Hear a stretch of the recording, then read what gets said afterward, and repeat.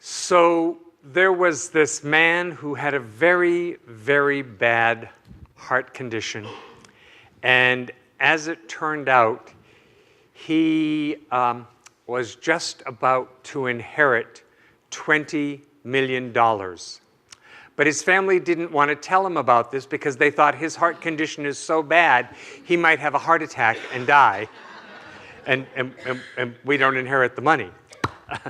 And so they asked their pastor to visit him and sort of, feel it out and lay a little groundwork for this. And so the pastor says, yeah, sure, happy. So he goes to do a pastoral visit, and he says, how are you feeling? Oh, well, he says, well, hey, let's play a little game here. Just suppose, $20 million should come into your life somehow or other. Just suppose that would happen. What would you do with that? And he says, oh, pastor, the first thing I would do is I would give $10 million to the church. And the pastor dropped dead. So, but this actually speaks to my topic today because I'm talking about unbelievably good.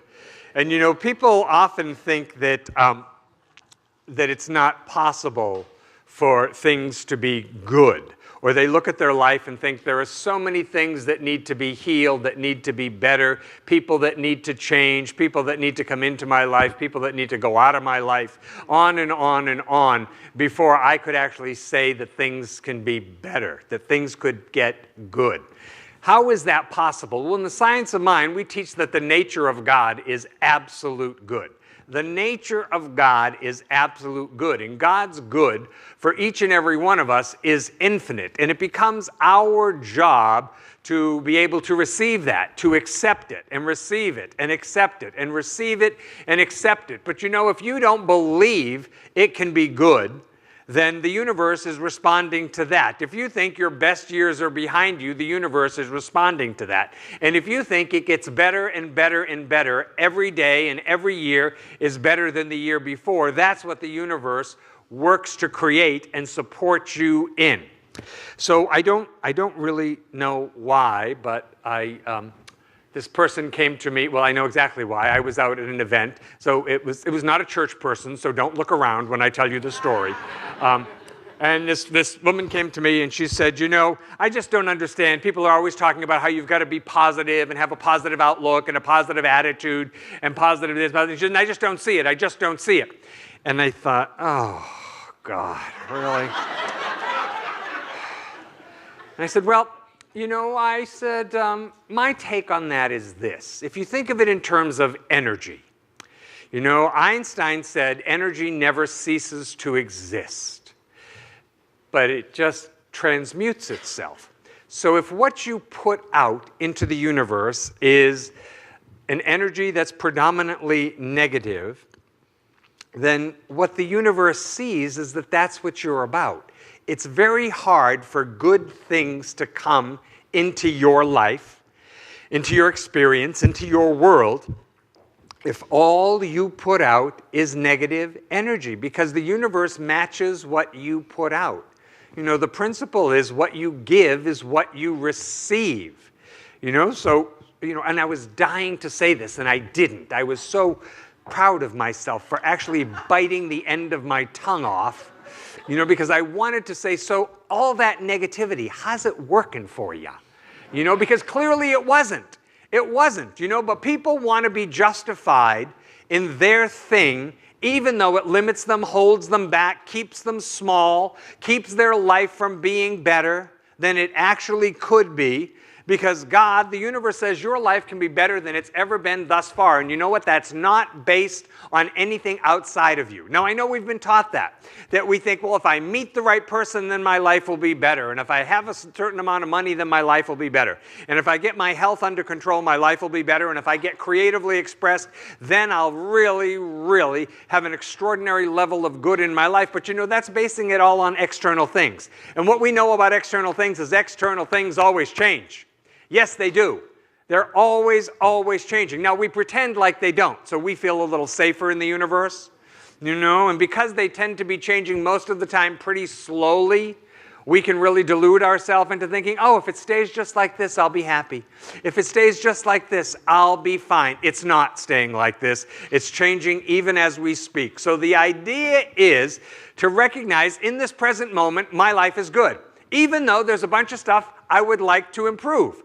But right now, my life is good, because right now, God is fully present. There's never going to be more God in my life than there is right now. And so it becomes my job, my practice, if you will, to pray and to meditate and to be grateful, and to forgive and to do all the things that we talk about, because that's what prepares our consciousness. You can't have a better experience of life that's bigger than your current consciousness, right? So we get to grow our consciousness. It's like saying, I've got to be more open to a greater good, but at the same time also be willing to release all that's held me back and limited me thus far. You can't have both. No, I want to hang on to my garbage, but I want my life to be better. It doesn't work that way, right? I know everybody has a basket, like a little basket over here. That's like the stuff that we want to be better. That we tell ourselves, oh my God, my life would be unbelievably good if all this stuff in my basket were better. But the principle is that your life can be better right now because you say it and because you recognize it, because you claim it, because you receive it. Your life can be unbelievably good. My life can be unbelievably good right now. You say, but I don't understand. I don't understand how. Because unbelievably good is not based on anything external. Unbelievably good is based on an internal awareness that takes place within you. It takes place within me. So, in the Bible, there's the story of Jesus being crucified. And he says to the man on the right and left of him on the cross, he says, today you shall be with me in paradise. People believed for a very long time that you only got paradise after you died.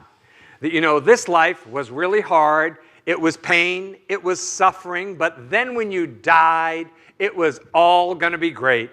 It was going to be milk and honey and sitting on a cloud and having dishes of peas that you liked. I don't know what people thought. But consciousness has evolved, okay? And the founders, all the early founders of New Thought realized that when Jesus said, the kingdom of heaven is at hand and the kingdom of heaven is within you, that today you shall be with me in paradise, that you didn't have to die to get to heaven. That life could be good now. And by your life working, by you thriving and being healthy and prosperous, this actually glorifies God. Your suffering does not glorify God in any way. God gets to put more of God's goodness, God's qualities into the world as our life works. You don't express a lot of God life when you're sick on the sofa, do you?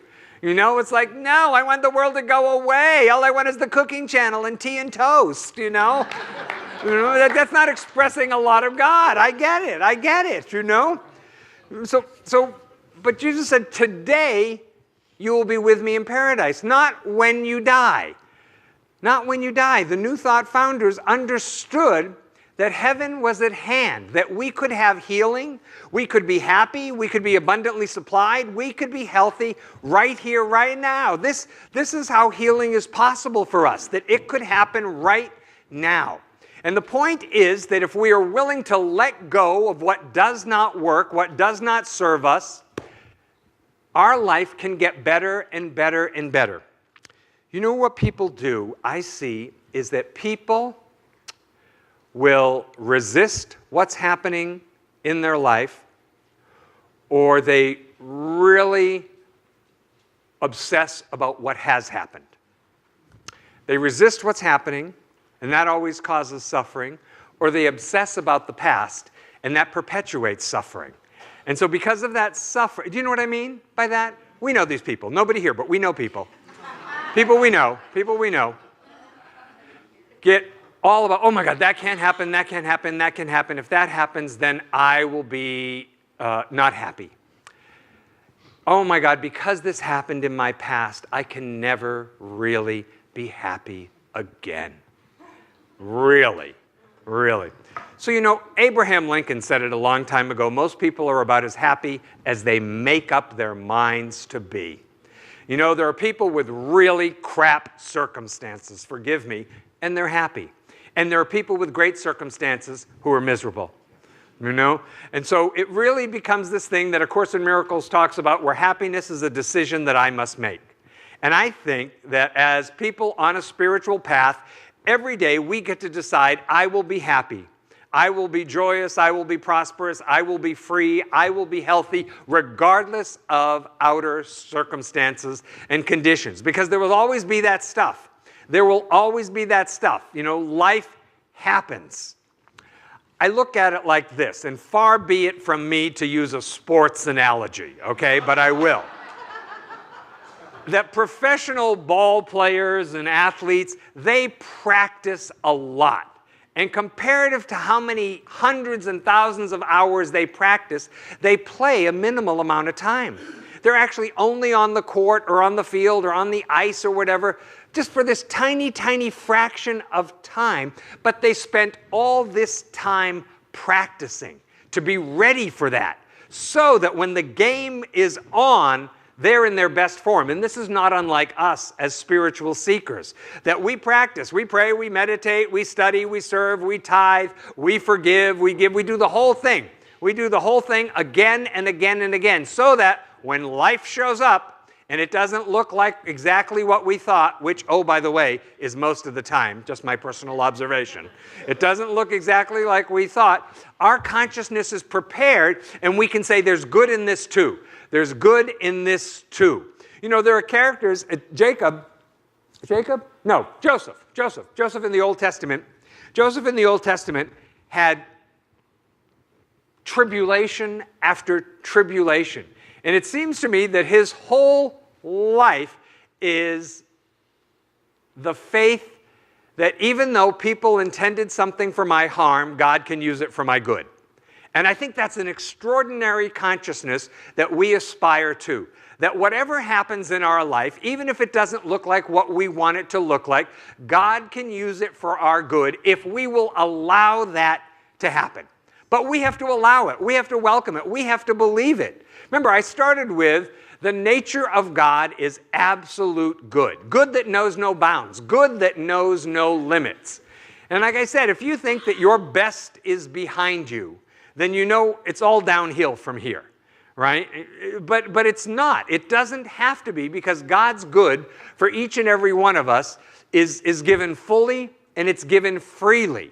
People will often ask me, they'll say, why do some people have so much? Or why does so-and-so have so much? I know them really, and they're a snake in the grass. You know, doesn't God know that they're a snake? You know, and like as if snakes don't deserve to have something too. And it's like, well, you know, people have what they have because they believe in themselves. Now, we should take a little learning from that and say, wow, if I believed in myself more, my life would be better, because that's what the universe would respond to. It's funny that people will say, you know, they were in a show or something like that, and you know, 97 people came through to say, congratulations, you were fantastic. And one person will say, I didn't like you. And you know who they go home with, don't you? They go home with the voice of, I didn't like you, right? Even though, you know, almost 100 other people said, it was fantastic, you were wonderful, good for you, I'm so proud of you, I'm so happy, that we hold on to that little stuff. Now, that's a choice. That's a choice. And if you pick something up and it doesn't serve you, you and I, we each have the capacity to put it down, to let it go, to say, you know what, this has no place here. You know, because the scriptures promise us that today, not later when you die, not a year from now, not after you finally meet somebody, not after you finally get that job or that amount of money that you think is going to change everything. Today, you shall be with me in paradise. Today, our life gets to be happy, joyous, prosperous, and free. See, God is experienced in this present moment. God is experienced in this present moment. So one way to look at that story of the crucifixion is one thief represents the past and one thief represents the future. Mm-hmm. And so we can waste a lot of our life energy dwelling on the past. And we can waste a lot of this present moment's life energy thinking and thinking and thinking and obsessing about what the future might be. But right now, in this moment, right now, in this very moment, our life is unbelievably good. And in the next moment, our life is unbelievably good. And in the next moment, and it's just a moment-by-moment kind of thing, saying, yes, God is fully present right here, right now, and I experience that. I believe that. I accept it. I receive it. And then the next moment. But we have this tendency, and I think it's because, culturally we've been brought up with it, to always be hanging our shingle on something outside of ourselves, to always saying, well, my life is really good if this out here is a certain way, But this is how the spiritual principle operates. When you say, my life is good because of what's in here, my life is extremely good because of what's in here. It doesn't change. I carry it with me all the time, everywhere. Nobody can muck it up for me. My life is good because the presence of God, the living, loving Spirit, is right here where I am, and I always have access to it. It's just waiting. It's just waiting for me to have it in my awareness, So we say, yes, well, God is present in all people, but if we don't recognize it, if we're not aware of it, it doesn't do that much good. It doesn't change our life any. But when we're aware of it, everything changes. Let's pray. So we turn our attention inward now and we recognize that right here where we are, the fullness, the allness of God is. That we are surrounded and filled with God's spirit of love and peace and abundance and creativity. That the good of God for each and every one of us is infinite, and we say yes to it. We allow our hearts and minds to be open, and we stand as willing, receptive vessels for Spirit's great good. And I claim for each and every one of us that what does not serve us, and deep down we know it doesn't serve us, whether it's a thought or an idea or a behavior or a habit pattern, it might be a relationship or some activity that we engage in, and we know it doesn't serve us. It doesn't allow the great good of God to flow in our life the way it could. I speak the word that we have the clarity and the purpose and the very power of God within us to release it and let it go so that it never returns again. I claim for each and every one of us a life that is unbelievably good because our consciousness is unlimited right now.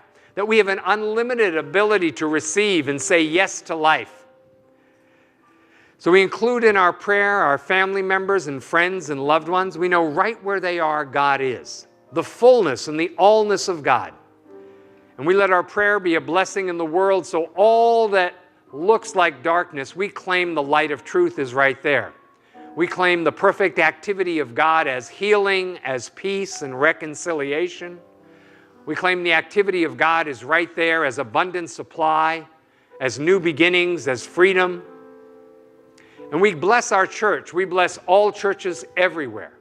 We bless synagogues and temples and mosques and ashrams, all paths to God. And I know because we join together in consciousness today, we're all raised up. Everybody gets to be healed. Everybody gets to be more, better than they've ever been before. And so with an open, gracious, full heart, I give thanks that this is so. I release this word. I know it's done, and so it is. Together we all say, Amen.